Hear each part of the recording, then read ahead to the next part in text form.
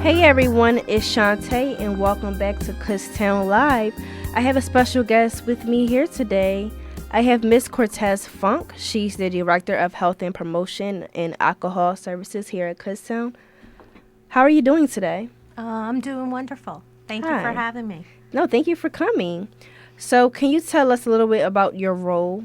Okay. I came to the university in 2006, and I was charged with the task of providing health promotion services here at Kutztown University. And over the years, the program has grown into health promotion and alcohol and other drug services. So what I'm responsible for in my office is the oversight of programs with health promotion, like if community assistance or student organizations are looking to do some wellness topics, we go out, we provide workshops.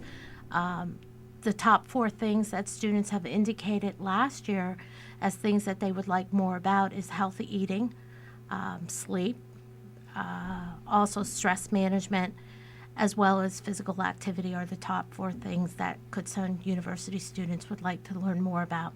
And then the other hat that I wear is I oversee the alcohol and other drug services. So students come to us if they're sanctioned through the office is out of where my Demeter is. If they're student sanctioned, sometimes they'll be asked to do basics, which is a 2-session group, and people could self-refer. And we also do some awareness and topics about alcohol and other drugs. Okay. So I heard about this new initiative that the health center is promoting. Can you tell us a little bit about that? Yeah, what's new here at Kutztown University and the Wellness Committee here at the university, we're really interested in to provide an opportunity. It's called Student Health 101, and that is an interactive type of health magazine online. You could even, if you text Kutztown to the number 40691, what can happen is that you'll get prompted and you'll be invited to read about the magazine. So Student Health 101 is an interactive health and wellness magazine online, and it talks about well-being topics for college students. Each month there'll be different articles, and it has been introduced to our campus through a collaborative of a variety of different offices had donated and provided funding, as well as the Wellness Committee on campus. And most recently, the October edition has been made available, and last month we had over 4,000 reads on that particular magazine, and we're slowly rolling it out and getting some advertisement out in regards to it. A variety of different offices writes articles in this October edition is that some of the things that we do in particular that is specific to Kutztown University. We have a few pages in this magazine, and what we do have is we have a student's journey, and Samantha Biaster, who is a senior here at Kutztown University, wrote about college students and stress, and she shares some things that she experienced when coming to college, as well as the Student McFarland Student Union Building provides great resources for students living on and off campus, as well as commuting. And on that page, you can click on some links and read about some things that are actually going to occur in October. For example, they have the MSU movie series, October 15th to the 18th. They'll be having TED 2. That'll be shown in the... TED 2. I've never heard of that. It's that bear. Did you ever see Ted? Oh, Ted. Yeah, TED TED 2. 2. Oh, Yeah, okay. I it's thought a you said movie. TED 2. No, TED 2. Oh, Sorry. yeah. I always go to the sub to watch movies. Yeah. I think the last one we all saw was Avengers 2. Yeah, and what's really awesome about this, it's at no cost to the students, and Yes, it provides yes. a way to kick back, enjoy yourself, and take a break away from your studies. And I believe on October 26th, if you come to the MSU, they'll be building a cupcake display. So I'm really excited to see what that's all Really? about. Yeah, Wait, when is that again? October 22nd. A cupcake display. Yeah, so these are different articles is a way of kind of keeping the students in tune about some things that are going on. Also, there's some information about breast and liver cancer. October is Breast and Liver Cancer Awareness Month, as well as talking about skin cancer, because a lot of students may think, well, as long as I'm not in the sun, but I'm going to a tanning salon, it's safe. But there are concerns in regards to prevention, and I encourage students to read it. And today, and at 3 o'clock, from 10 to 3, they gave flu shots on the MSU lawn. And the next flu shots will actually be on October 21st, and that will be in the DMZ from 10 a.m. to 3 p.m. And we have a health and wellness expo at the end of the month on 10/29, and that will be in the Student Rec Center from 10 o'clock to 2 o'clock. Yeah, I haven't been to one of those since freshman year. Okay. No. I think it was sophomore year. My health professor told us to go there for extra credit, so I went there. It was nice though. Yeah. Like they had like fruits and smoothies and like several like resources. Yeah. So that was interesting. Yeah, we get about 45 different vendor tables that come in, and also the students have an opportunity to kind of collect information. And what we have been tracking over the years, we get about 1,000 participants that go in within 4 hours between the volunteers, the people that have their displays, and the students that come through it. So it's been very popular. It used to be done once a year, but because of popular demand, we now do it twice a year. And we collaborate with the Student Recreation Center, which is awfully busy. You know, when you end up, there's a lot of students that visit that for their fitness goals, and as well as sports management majors will come and participate and provide assessments that are free to all participants. And there will be HIV screenings. Are they free? Yeah, that's free. That's from Lehigh Valley Health Network. It's the AIDS Activity Outreach Office. So those are things that we feature among a variety of different things here at the university. Good. Yeah, that's good. So students are able to see, you know, all the events online. If you go onto this magazine, it keeps you connected. And in addition, people have heard about CASA and CASA services. Yeah. In regards to, you know, your well-being goals are kind of connected to you succeeding here at the university. If a student is experiencing stress, or it just ends up being difficult to manage things because it can be overwhelming, CASA has an article that talks about 7 things to help a student to be successful. So not only is this magazine talks about general things, they'll talk about academic goals, cooking healthy, fitness goals, spirituality, relationships, and this month's feature, they talk a lot about sleep. Because a lot of times students will talk about they're having a hard time sleeping, or if they're taking too long of the naps, by the time the nighttime comes, it's almost impossible to fall asleep, very restful. So, and then because we're able to tailor the magazines, my particular office and my department, we're featuring a student's journey, because what I found out is that students have lots of stories to tell.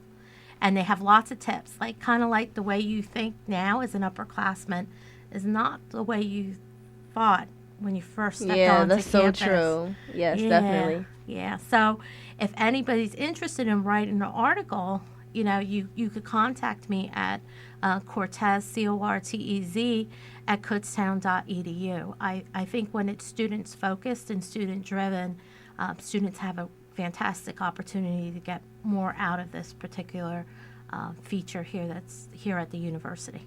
And this is the kicker of it all.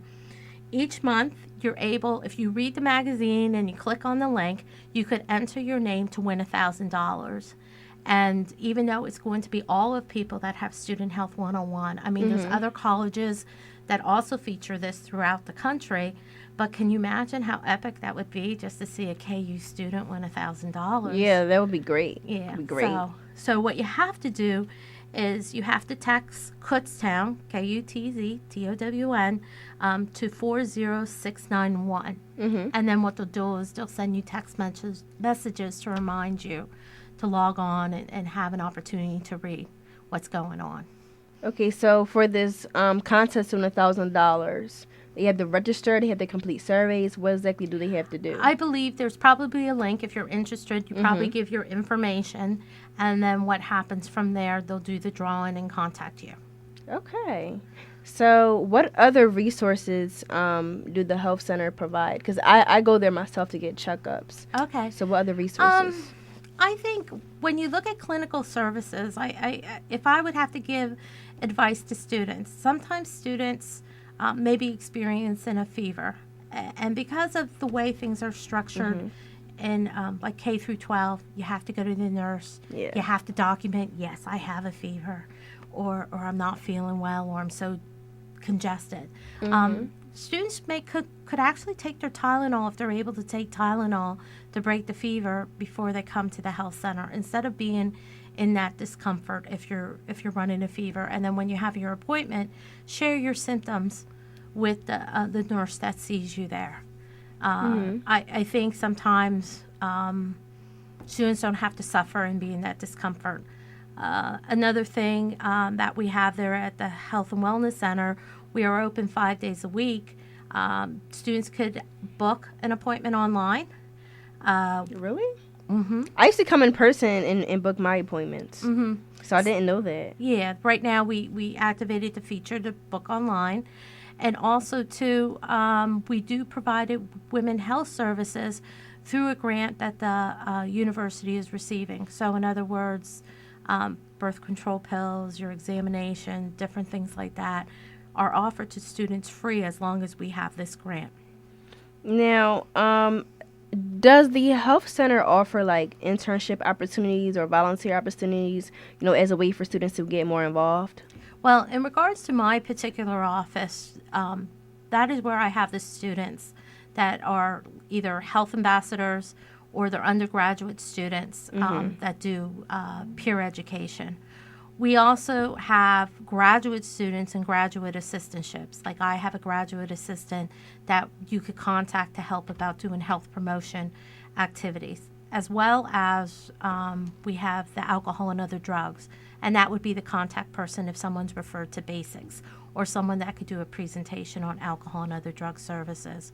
We have our office that everybody is kind of working in a think tank. So between the undergraduates and the graduate students, they have a lot of interaction, a lot of support, a lot of backup, a lot of crossover. So students could get involved with the KU Health Ambassadors, and they meet in Rickenbach Learning Center, room 117, on Tuesdays at 11 o'clock. And then through that, in your participation, when positions become available, students could apply for jobs, which could be 5 to 10 hours a week, doing some peer education for undergraduates. We've had internships, but it's always been at the graduate level that we've had. Why is that? Because it's more of a formal agreement. We were approached. We've had some students who was doing an internship with the Council on Chemical Abuse, but we provided them desk area because they were a Kutztown student, and they were able to do work on some deliverables and things like here at the university for college health and alcohol and AOD, or actually on gambling addiction. So we had a student there, and most recently we're going to be having somebody from Westchester come and do an internship with us. So what we are in my particular department is student focused and student driven. So people come up with ideas, and we have grown over the years because it comes from the students, the programming, the feedback, and the ability to kind of live a well-being lifestyle here at the university. Yeah, because I think it's always best for students to get involved, and I think it's kind of unfortunate that like not many undergrad can actually intern, or like they can't volunteer either. Yeah, they can volunteer. They can volunteer as a KU Health Ambassador. So what we've had is some of the students that have been KUHAs, I would have to say, over the years since 2006, there was one student that chose, had a unique opportunity to start their career, so they made a choice not to finish school. And another student had to take a break because life happens, but then she did return to school when she moved back to the East Stroudsburg area, so she finished her degree there. Outside of that, a lot of students do graduate on time, and it's at a great success rate. Yeah, that's great. Yeah, because there's this, I guess there was a study saying that most college students actually don't complete college within 4 years. It's actually 4.5 to 5 years. And people assume that getting involved with KU Health Ambassadors, that a person has to have like a health and science background. Yeah. We've had students that have been education majors. We've had people that have been pre-dental majors, business, a lot of business majors have come and been there and have volunteered and participate. I think what you can do, if the students could come out to the health fair on October 29th at the rec center from 10 a.m. to 2 p.m., you're going to see how things work when students, kind of take the lead, and they'll talk about what vendors they like and which ones that they didn't get as much of an interaction or feedback. So we'll look at that too as well when students give us feedback. And as far as the KU Health Ambassadors, what are the requirements and how can students apply for that? Okay. All you have to have is a 2.0. Really? What? I'm thinking you had to have like a 3.5 GPA and, you got to be really involved on campus. You have to be a 2.0. You have to be able to actually have the face behind the message. So in other Meaning words, what? Yeah. what means like if you're out there doing an alcohol prevention message, we don't want to put a student at a disadvantage that they become not credible with what they're delivering. Oh, okay, So I see. to be able to have a face behind it, some people would ask, well, if I was a smoker, would you take me into KU Health Ambassadors? Absolutely, because just as long as people's honest about it, we wouldn't put them at a smoking prevention table. But that person, if they wanted to contribute, to say, hey, I struggle with the addiction, and if you haven't started, please don't start, or there's help out there. So different things like that is something that, as long as you have the desire to learn. Okay. All right. That sounds good. I didn't know like the requirements. Like I see a lot of people that are in my year because I'm a senior, and a lot of them have become health ambassadors this year. So I thought maybe you had to have certain requirements, like maybe you had to be upper class or, have over a 3.0 GPA. So I wasn't sure. Yeah, and some of the best programs that come out of the KU Health Ambassadors, because let's talk about October being Breast Cancer Awareness Month. Unfortunately, a lot of families have been touched with different types of cancer or breast cancer. So when the students are here, they want to do promotion, they want to do understanding. And actually, you folks are the ambassadors in your communities when you go home. Really? Because Why? when you really think about it, I used to do a lot of work with underrepresented populations, and those particular communities wait until the very end to see a doctor. So sometimes, Yeah, I don't know why. I don't know why is people do we wait to the last minute? Like why? I don't know. Because I do that myself a lot. I definitely do that myself a lot. Like, I knew that I had to make an appointment for the health clinic, and I waited until October. She told me back in May, she said, make sure you make an appointment as soon as you come back. And unfortunately, they were able to squeeze me in. But, yeah. People feel invincible, and some of the work that I've done and things that I've been touched in regards to cancer, sometimes people don't know the symptoms until something happens, a cold that they have or upper respiratory infection that doesn't clear up, and they do testing, or for women getting their mammograms. Like, trust me, I was always someone that waited to the very end, or saying, I don't feel a lump, I don't need, and it sounds really bizarre because I'm actually the director of health promotion services, but the routine screenings and getting to know your body, and the big thing is learning how to communicate with your healthcare providers on what's going on. If somebody says, I'm really tired, I have a lot of fatigue, people say, oh, well, it's stress. No, you don't understand. I'm not functioning well.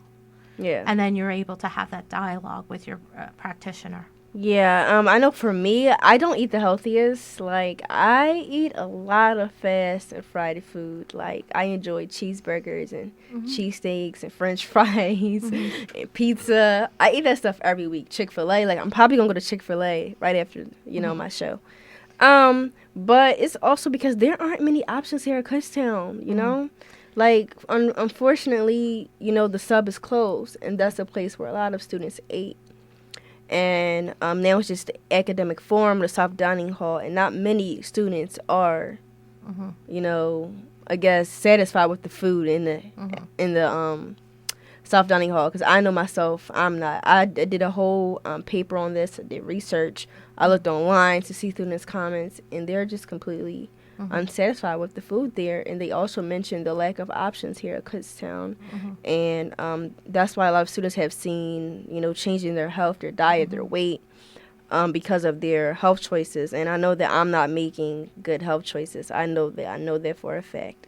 Sometimes instead of thinking about what you can't eat, think about the healthy thing you're going to add to your diet.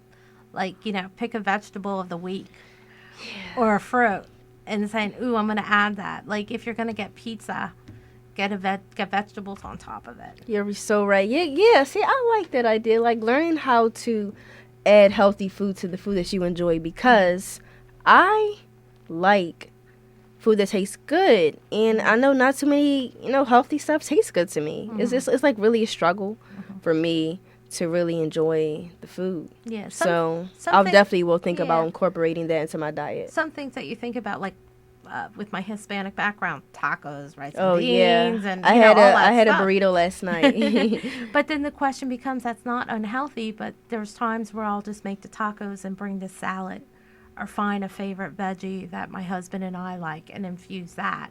And sometimes I'm like, oh, but I miss the rice and beans. But I'm like, well, I'll have the rice and beans on something else and keep it as a portion. But what am I going to add as the vegetable that I enjoy? So if you add the right things, then because if you keep on this trend of eating all the carbs and all the grease and all the fried things, that's what you're going to crave for. But then when you start mixing it up, it's like you'll be a lot more satisfied. And a lot of times, students need to do is drink water. Oh, I drink lots of water. That's my favorite drink. I drink water every day.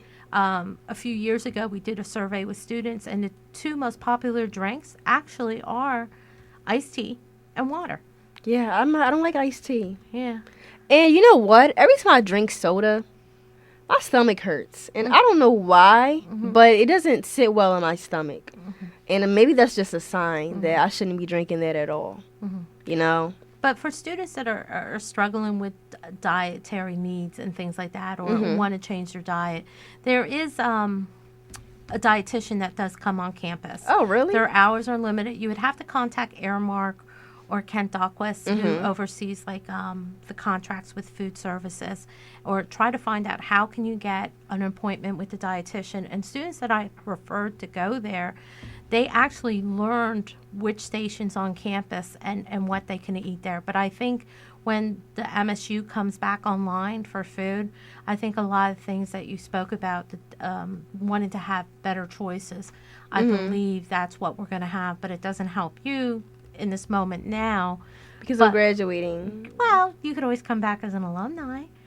I will. I will definitely come back. Yeah, I'll definitely come back just to see all the changes. I heard, you know, there's going to be plenty of renovations here at Kutztown, so I'm just excited, you know, just to see it. And I just want to thank you for coming on the show to discuss the new health initiative, and I'm looking forward to the ideas that you will bring here.